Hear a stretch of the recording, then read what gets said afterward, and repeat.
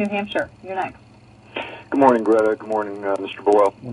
A couple things. A while back, I called C-SPAN, I don't know, it was at least a year ago, and I can't remember exactly who it was. I think it was Benny Thompson was the guest on, and he was talking about 9/11.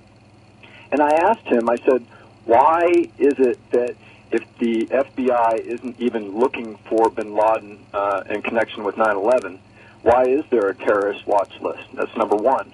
Number two, all the callers that are calling in sound so ridiculous. They sound like little children. You guys all need to look up what is false flag terrorism. It's what we engage in. It's what governments all over the world engage in to control their populations. Look it up. False flag terrorism.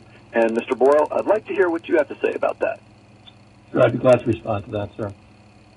We know that there is a worldwide threat against the United States. Now, certain people want to deny that. They can, but you don't have to take my word for it.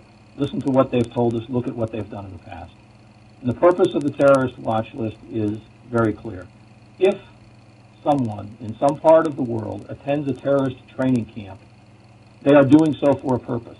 If that person attends a terrorist training camp and our intelligence agents who are doing wonderful work around the world identify that person as having attended that camp, I think the vast majority of American people would say that they would like to keep that record, and that if that person who attended that terrorist training camp tries to enter this country next month, next year, or 5 years from now, they would want our Customs and Border Protection Agency to know that and to look into those circumstances before making any decision as to whether that person ought to enter the country.